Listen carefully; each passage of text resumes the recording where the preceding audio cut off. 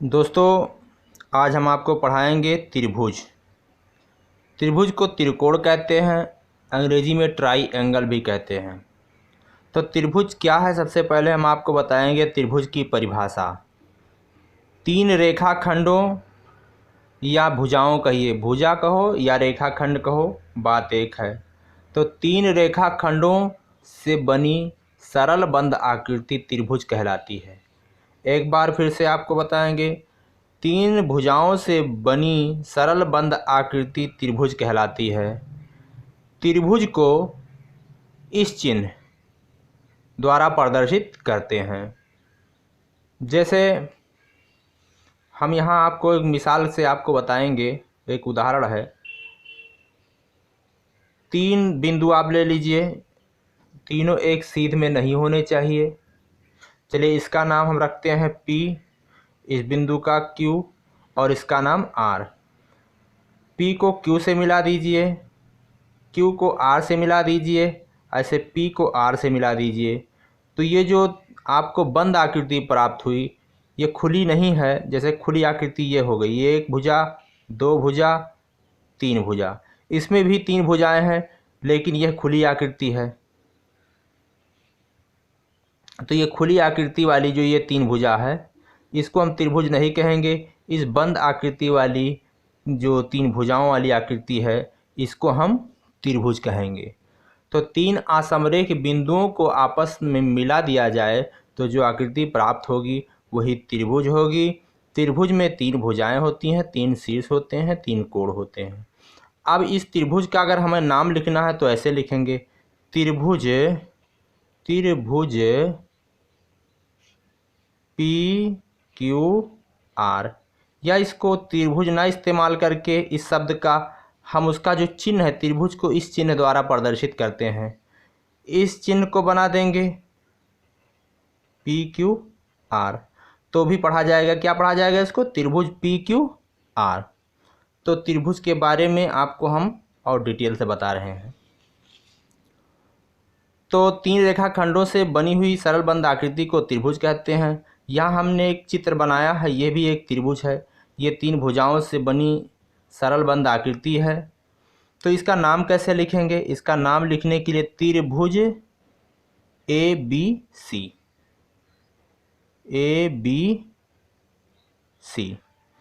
अब हम आगे पढ़ते हैं, त्रिभुज के कितने अंग होते हैं। तो त्रिभुज के कई अंग होते हैं। जैसे शीर्ष, यह बिंदु, ये बिंदु, ये बिंदु, ये त्रिभुज के शीर्ष हैं। यानी जिन तीन बिंदुओं को आपस में मिलाने पर ये आकृति प्राप्त होती है, वही इसके शीर्ष कहलाते हैं। या इस तरह कह लीजिए कि त्रिभुज की दो भुजाएं जिस बिंदु पर मिलती हैं, उसे हम त्रिभुज का शीर्ष कहते हैं। जैसे एक भुजा AB, एक भुजा AC। ये दोनों कहाँ मिलती हैं? AB और AC एक दूसरे को A पर मिलती हैं, तो ये त्रिभुज का शीर्ष है। ऐसे ये दोनों भुजाएं, ये भुजा B पर मिलती हैं, तो B शीर्ष है। ऐसे ये भुजा आपस में यहाँ C पे मिलती हैं, तो C इस त्रिभुज का एक शीर्ष है। तो किसी भी त्रिभुज में तीन शीर्ष होते हैं। ये जो त्रिभुज है ABC, उसमें तीन शीर्ष हैं। तीनों शीर्षों के नाम हम लिख रहे हैं। एक शीर्ष का नाम है A, दूसरे का नाम है B और तीसरे का नाम है C। अब आते हैं हम भुजा पर।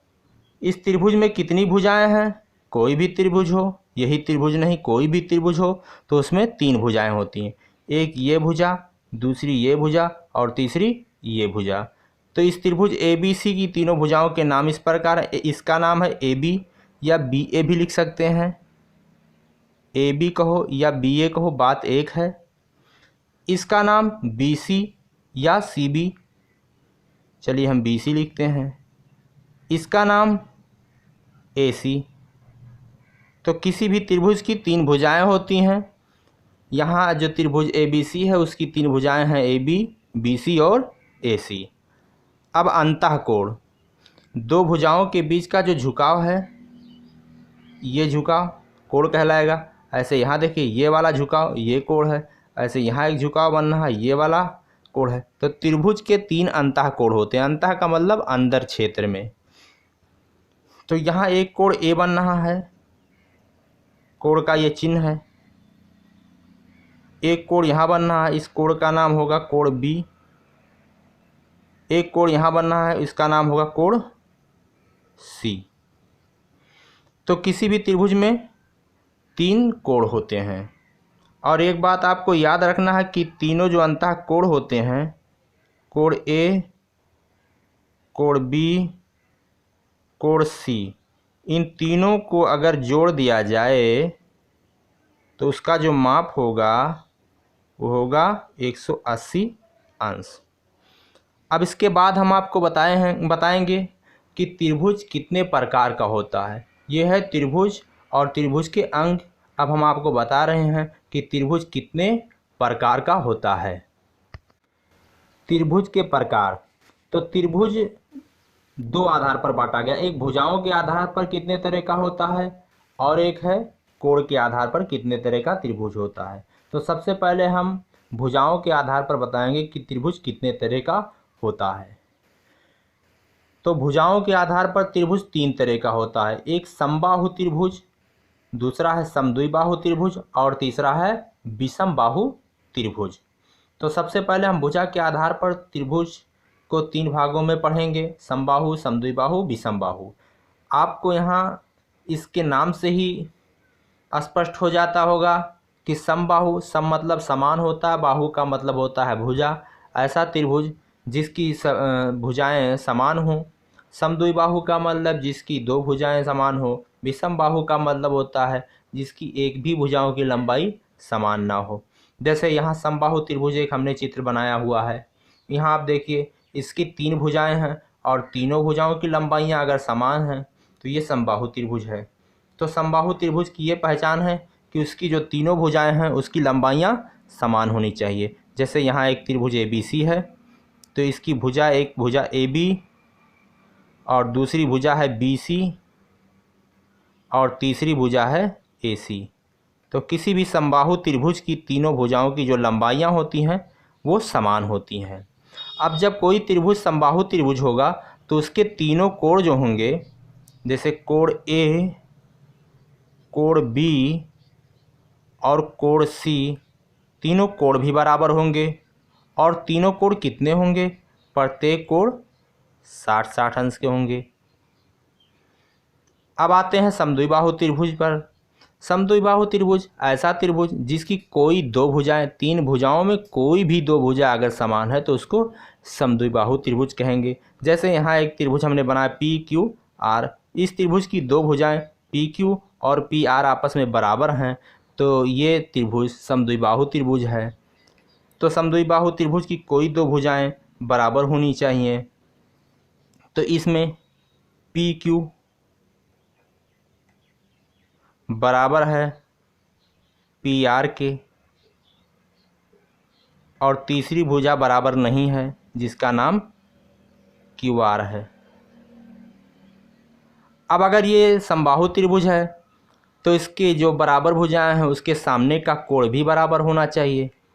जैसे ये भुजा और ये भुजा बराबर है तो ये इस भुजा के सामने का कोण ये और इस भुजा के सामने का कोण ये, यानी बराबर भुजाओं के सामने का कोण, इसका सामना यह है और इसके सामने ये है। तो कोण Q और कोण R आपस में बराबर हैं।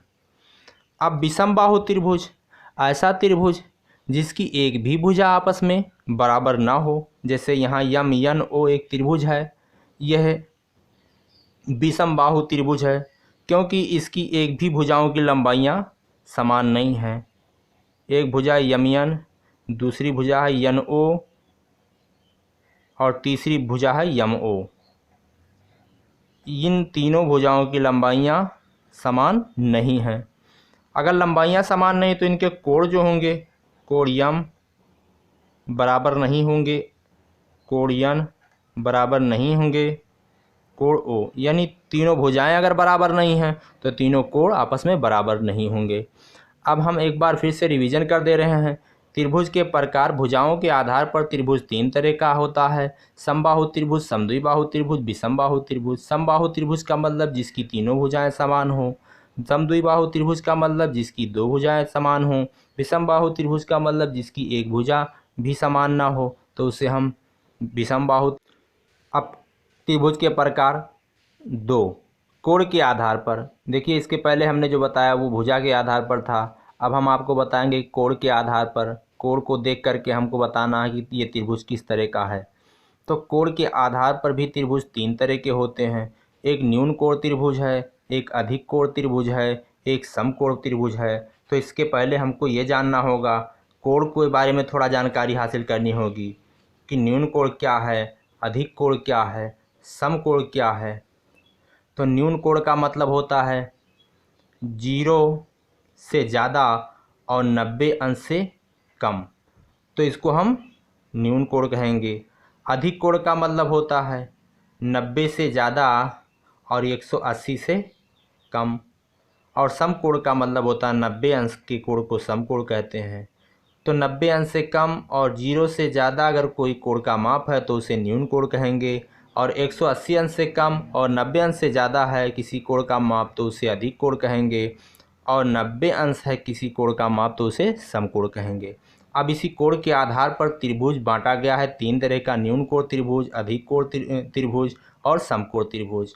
अब हम यहाँ कोण को देखेंगे। जैसे एक त्रिभुज ABC है, इसके 3 कोण हैं, एक कोण ये है, एक कोण ये है, एक कोण ये है। अगर इस त्रिभुज के तीनों कोण अगर न्यून कोण है 90 से कम है तो ये न्यून कोण त्रिभुज है। यानी न्यून कोण त्रिभुज के तीनों जो अंतः कोण होते हैं वो 90 अंश से कम माप के होते हैं। अधिक कोण त्रिभुज ऐसा त्रिभुज जिसका कोई एक कोण, देखिए हमने यहाँ तीनों कोण देखे थे, यहाँ कोई अगर एक कोण अगर 90 अंश से अधिक है यानी अधिक कोण है तो उसे हम अधिक कोण त्रिभुज कहेंगे। अब आप ये कहेंगे कि इसके तीनों कोण देखे गए तो इसके तीनों कोण क्यों नहीं देखे जा रहे हैं? भाई इसके तीनों कोण न्यून कोण हो सकते हैं, लेकिन इसके तीनों कोण अगर अधिक कोण हो गए तो ये त्रिभुज कहाँ रह जाएगा? त्रिभुज के तीनों अंतः कोणों का योग 180 अंश होना चाहिए, जबकि अगर तीनों कोण अधिक कोण हो जाएंगे तो इसके अंतः कोणों का योग तो 180 अंश से बहुत ज़्यादा हो जाएगा। तो त्रिभुज के तीनों अंतः कोणों का योग 180 अंश होता है, तो इस आधार पर ये त्रिभुज रह ही नहीं जाएगा। तो इसमें हम केवल एक कोण देखेंगे। अधिक कोण त्रिभुज में ऐसा त्रिभुज होता है जिसका कोई एक कोण अधिक कोण हो, उसे हम अधिक कोण त्रिभुज कहेंगे। अब समकोण त्रिभुज ऐसा त्रिभुज जिसका कोई एक कोण 90 अंश का हो। जैसे इस त्रिभुज में देखिए, यहाँ देखिए ये कोण 90 अंश का है तो इसे हम समकोण त्रिभुज कहेंगे। एक बार फिर से रिवीजन कर रहे हैं। न्यून कोण त्रिभुज, इस त्रिभुज के तीनों अंतः कोण 90 अंश से कम हैं, इसलिए हम इसको न्यून कोण त्रिभुज कहते हैं। अधिक कोण त्रिभुज ऐसा त्रिभुज होता है जिसका कोई एक कोण अधिक कोण हो, उसे हम अधिक कोण त्रिभुज कहेंगे। समकोण त्रिभुज ऐसा त्रिभुज जिसका कोई एक कोण 90 अंश हो तो उसे हम समकोण त्रिभुज कहेंगे। दोस्तों, हमारा ये वीडियो आपको कैसा लगा? अगर आपको पसंद आया हो तो आप इसे लाइक करिए, सब्सक्राइब करिए। इसी के साथ जय हिंद, जय भारत।